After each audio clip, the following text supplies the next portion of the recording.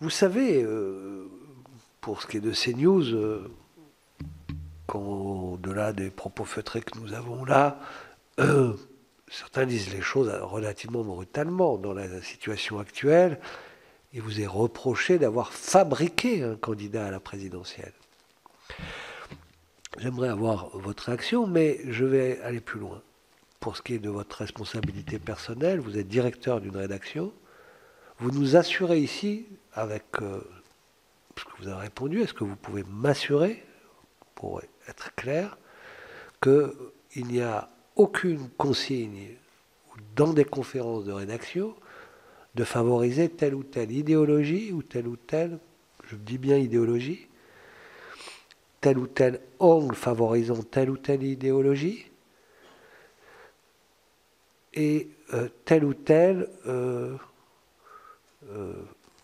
oui, idée politique.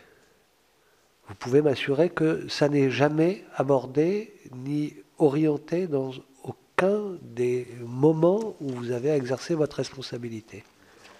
Pardon. Monsieur le rapporteur, je peux vous l'assurer. J'anime personnellement la conférence de rédaction du matin, les conférences de rédaction de prévision, et parfois les conférences de rédaction du soir et celles qui préparent la matinale. À aucun moment, je n'ai favorisé, et je ne cherche à favoriser, et personne ne m'a demandé de favoriser, un candidat, un parti, plutôt qu'un autre. Vraiment, je vous l'assure. Voilà. Mais ni même une idéologie. Je vous le dis, la seule idéologie. Il y a l'idéologie, c'est justement. Il y a l'idéologie, je vois bien celle à laquelle vous faites allusion, mais il y a aussi l'idéologie, justement, l'idéologie globale, on pense que c'est comme ça, etc. L'idéologie cachée, vous voyez. On a tous une idéologie, un biais idéologique.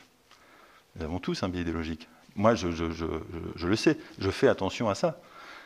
Et je fais attention à ce qu'il n'y ait pas une idéologie qui soit privilégiée par rapport à une autre. Nous avons, je vous l'ai rappelé, parmi nos intervenants réguliers, nous avons Laurent Geoffrin, nous avons Julien Drey, que vous connaissez, monsieur le rapporteur, qui récemment encore sur une radio, Radio J pour la Cité, exprimait sa liberté totale de parole sur notre antenne, de parole et de thèmes dans les émissions auxquelles il participe. Je pourrais citer aussi Olivier d'Artigol, qui a lui aussi une liberté de parole complète. Il n'y a pas d'idéologie favorisée à CNews, monsieur le rapporteur, je vous l'assure.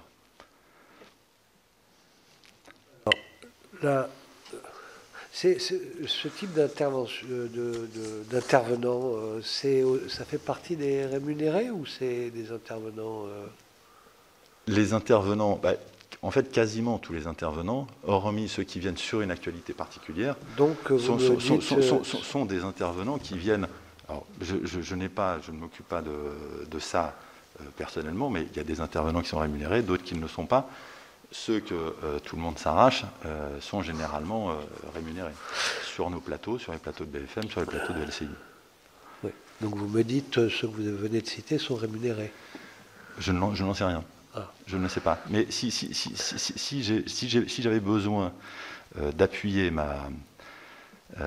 l'assurance que je vous fais, je voudrais revenir. Vous savez, nous sommes soumis à un contrat, à une charte, à des obligations envers le CSA. Il y a un article, l'article 232, que, me semble-t-il, vous connaissez, et dans lequel nous avons des obligations.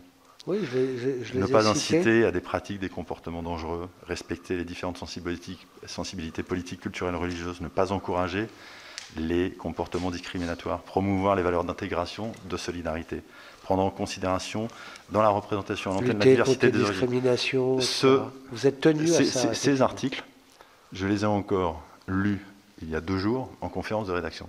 Et je suis personnellement responsable du respect, non seulement de la lettre, mais de l'esprit de la lettre de cet article. Bon.